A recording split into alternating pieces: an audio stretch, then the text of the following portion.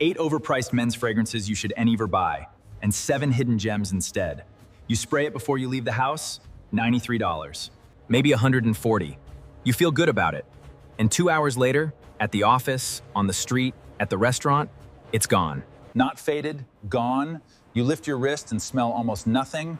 And somewhere across the city, a guy wearing a $28 bottle is still projecting into the room. That's the gap nobody talks about. The fragrance industry is built on one idea, that the bottle, The campaign, the celebrity, and the logo tell you something real about what's inside.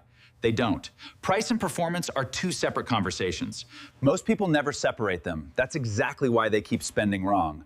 Today we're cutting through it. 8 overpriced men's fragrances you should think twice about buying, and 7 hidden gems that actually deliver. We're judging everything on the same criteria: performance on real skin, longevity, projection, originality, and how much of your money is going toward the juice versus the marketing budget. By the end of this video, You'll have a different relationship with the fragrance aisle. Let's get into it. Before the first name gets mentioned, here's the lens we're using.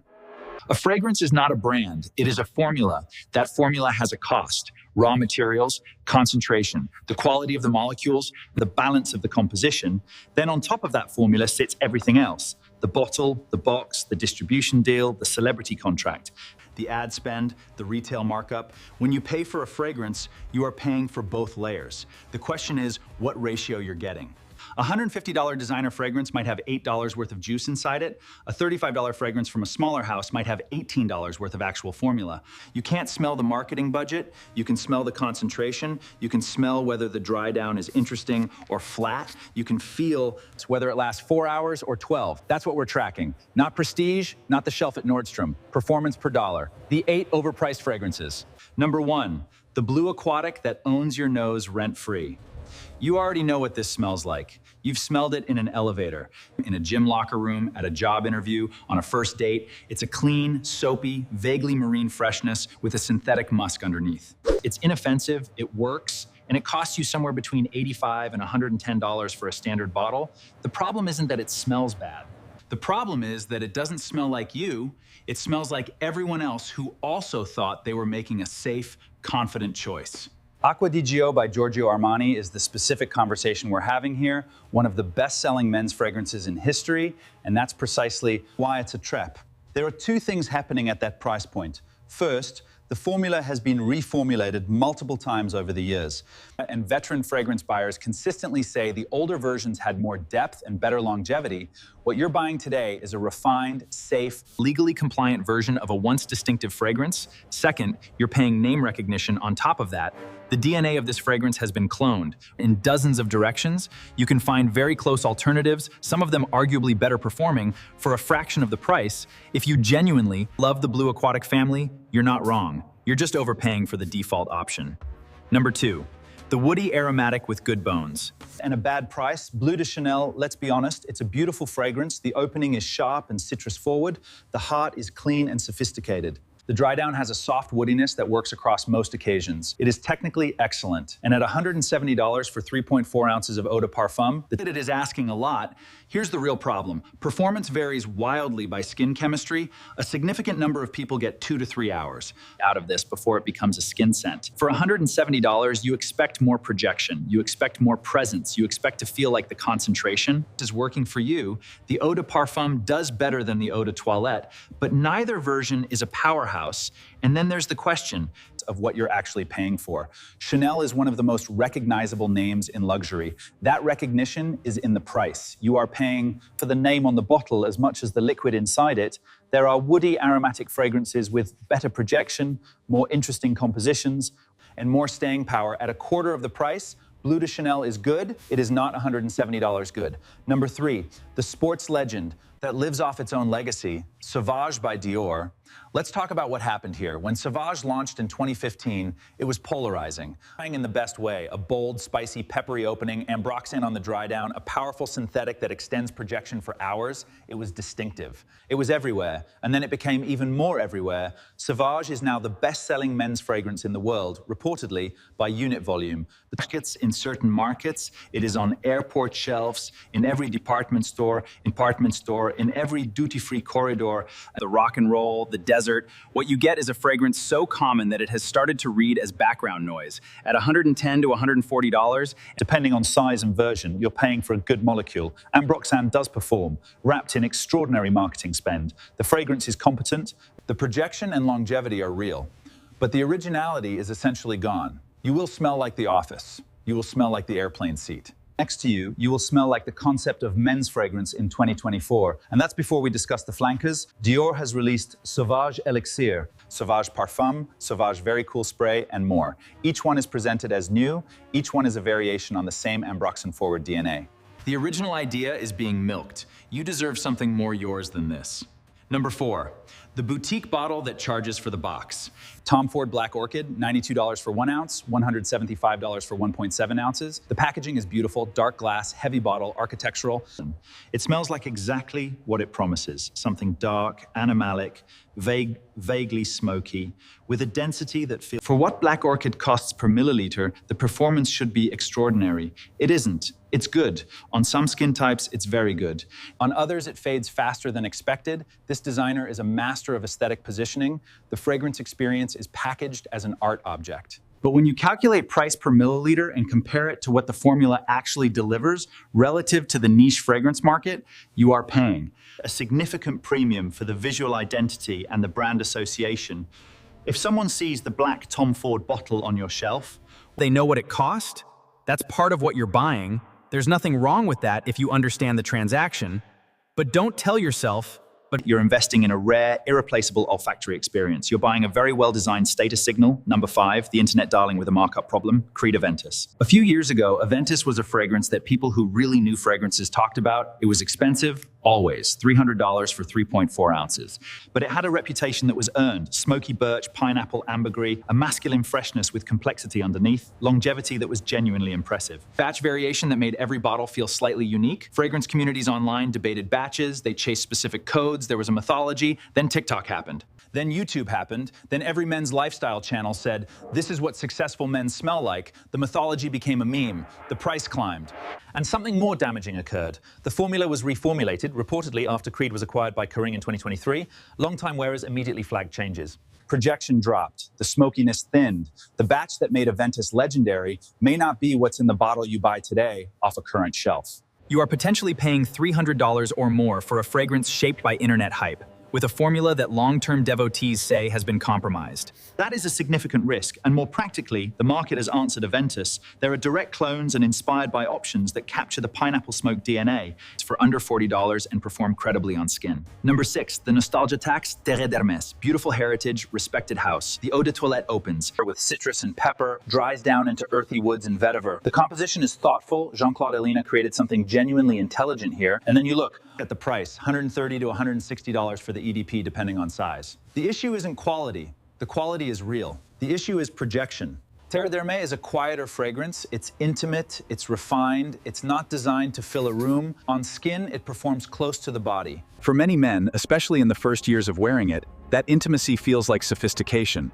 Over time, many discover they are applying 3 or 4 sprays and still not projecting enough for the social situations where fragrance actually matters. You are paying a prestige premium for something that performs like a subtle skin scent. There are earthy, woody fragrances that cost a fraction of this and project better. The Hermès name and bottle are real contributors to that price. The performance is not proportional to it. Number 7, the designer gym at a penthouse price, Paco Rabanne, $1 million. Let's get into it. When it launched in 2008, $1 million felt like excess done well. Sweet, spicy, bold amber with a leather edge. The gold ingot bottle was maximalist and unapologetic. At the time, it worked. Now, the sweet amber accord it pioneered has been reproduced so many times across so many cheaper fragrances that the original has lost its claim to distinction. And the formula, by most accounts, has been diluted over the years. To reduce costs, it currently retails for around $110. What you get is a fragrance that smells popular in the same way a fast food chain smells familiar. It hits the right notes briefly. The longevity is average. The projection is front-loaded, strong for the first hour, then drops off. And you are wearing something that has been a bestseller for 15 years, which means you're sharing it with roughly everyone who learned to use cologne in the 2010s. The Sweet Oriental Accord is a legitimate preference. There are fragrances doing it better, newer, and for less money. Number 8. The niche label that learned to act like a designer brand, Maison Margiela Replica Series, specifically Jazz Club, Sailing Day, At the Barber's, and the full lineup, the replica concept is smart and seductive. Fragrances designed to evoke specific memories and moments. Jazz Club smells like dark wood, rum, tobacco. Sailing Day smells like wind and salt. The branding is deliberately understated and literary. The bottle is apothecary inspired. The whole thing feels like the antidote to loud designer fragrance. The price is $185 for 3.4 ounces across most of the line. And here's the problem. The formulas, while pleasant, are not particularly complex or technically impressive relative to other things in that price range. What you are paying for is the concept, the aesthetic. The story, the idea of a fragrance that smells like a moment rather than a brand. The juice does not justify the price when evaluated. On raw performance, the replica line sells beautifully executed nostalgia. That's a legitimate product, but you should know what you're buying, an experience of identity, not a technical fragrance achievement. At $185, performance should be exceptional. It is not. Now let's shift the conversation, because here's what needs to be said. Before we get to the gems, the goal is not to tell you cheap is good and expensive is bad. That's not true. Some expensive fragrances are worth every dollar. The goal is to break the connection between price and assumed quality. Once you break that reflex, you can buy with actual judgment, and the market rewards that judgment. There are fragrances in the $20 to $80 range and a few niche options under $130. That will outperform every bottle on that list above in at least one meaningful category. That's what the next section is about, if you want. To stop buying hype and start buying fragrance, follow along. We do this work so you don't have to. The 7 hidden gems. Hidden gem. Number 1, the blue replacement that actually lasts, Nautica Voyage, $3 per ounce, under $25 total, an aquatic, clean fragrance with apple and green leaf up top, a marine heart, and a soft cedar base. It performs above its price category almost embarrassingly well. Longevity of 6 to 8 hours on most skin types. Projection that continues throughout the day. If you've been wearing Acqua di Gio because you like the clean Aquatic family and feel comfortable with it, this is your reality check. Voyage captures a very similar mood for about 20% of the price. The sophistication ceiling is lower, the complexity is lower, but for everyday wear, for office use, for weekends, it holds its own. And when you stop spending $110 on that bottle, you start spending on something more interesting. Hidden gem number 2, the woody aromatic done right for less, Bulgari Man. In black, typically around $65 to $80 for 3.4 ounces, depending on where you buy it. This is a warm, spicy, resinous, woody fragrance, amber, leather, tonka bean, rum. It's rich, it projects, it lasts, and it occupies a completely different sensory register than the clean, fresh fragrances cluttering this market. What makes it a gem is the combination of accessibility, performance, and genuine character. It doesn't smell like everything else. It doesn't apologize for being bold. And it comes from a house with enough heritage that the quality control is consistent, the bottle is clean and well made, the juice is a legitimate composition. For the money, Man in Black is one of the most underrated designer fragrances available. It punches significantly above its price. Hidden gem number 3, the office fragrance you actually want to wear, Davidoff Cool Water. Yes, this one, don't dismiss it. Cool Water is old, it launched in 1988. It smells like 1988 in the best possible way, a mineral, slightly aquatic, slightly herbal masculine that was doing what Acqua di Gio later made mainstream. The difference is that Cool Water has an earthiness and a dryness to it that feels more interesting than pure aquatics. It doesn't smell candy sweet. It doesn't smell synthetic. It smells like clean masculinity with some actual backbone. It costs around $25. It lasts longer than most people expect. It's versatile, enough for office, casual, warm weather, and even some evening situations. The reformulations have been debated in fragrance communities, but even the current version is a credible, wearable fragrance that earns its place in any rotation. You might feel embarrassed to say you wear Cool Water. You'll feel less embarrassed when someone asks what you're wearing. Hidden gem number 4, the oud for people who don't own a sheikh's budget, Al Haramain Amber Oud. Under $40 for a 2-ounce bottle, this is an entry point into the Middle Eastern fragrance tradition. Rich, warm, thick, with a synthetic oud heart wrapped in amber and rose. It's concentrated, it lasts, it projects with authority. Here's what you're getting access to, a completely different tradition of fragrance making than its Western designer houses. The Middle Eastern fragrance industry prioritizes longection and projection and richness of composition. These are less expensive than true artisanal oud, but the formula prioritizes performance in a way that $150 designer fragrances frequently do not. Amber Oud is Not subtle, it is not an office fragrance for conservative environments, but for evenings out, for fall and winter, for situations where you want to leave. an impression. This delivers more per dollar than most options 3 times the price. Hidden gem number 5, the niche adjacent that no one talks about, Zara Vibrant Leather. This one belongs in a conversation about fragrance industry absurdity because it costs around $20 and smells like something from the Creed or Parfum de Marly family. Specifically, a clean, powdery leather with fresh bergamot and a warm woody amber base, smooth, wearable, with better than expected longevity for The price, Zara has quietly built a fragrance line that clones and approximates niche and designer fragrances with competence. Vibrant Leather is the standout because the combination of ingredients creates something that genuinely reads as polished rather than cheap. The bottle is minimal and clean. The limitation is batch variation. Zara fragrances can vary slightly, and reformulation without notice is a known risk. But for $20, the risk is acceptable. This fragrance performs well enough to be embarrassing for houses charging 6 times more. Hidden gem number 6, the undervalued Oriental that deserves more respect. Yves Saint Laurent La Noix. Thing de l'Homme, typically available for $70 to $90 for 3.4 ounces, and often on sale significantly below that. With cardamom, lavender, cedar, and coumarin. It's warm without being sweet. It's masculine without being aggressive. It's one of those fragrances that works on most. skin types, projects at a controlled and pleasant level, and creates a genuinely elegant impression. La Nuit de l'Homme gets overlooked because it launched in 2009 And doesn't generate TikTok content. It's not a viral fragrance. It's just a well-made fragrance that has quietly outperformed its price for over 15 years. The longevity is real, the dry down is interesting, and at its sale price, you're getting a YSL composition for less than a lot of drugstore flankers. This is the kind of fragrance that makes people ask, quietly, what you're wearing.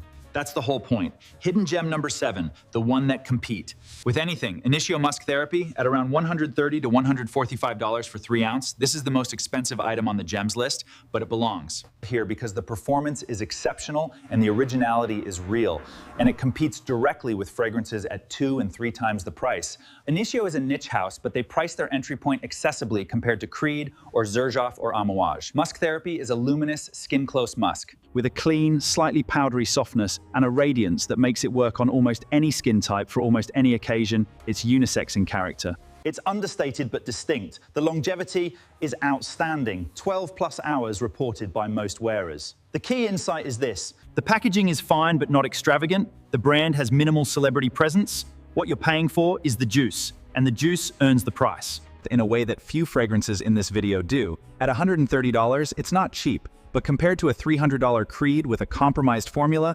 or a $175 Maison Margiela concept bottle, you're getting far more of your money's worth. So here's where we land. The fragrance industry doesn't hide. how it works, it just counts on you not asking questions.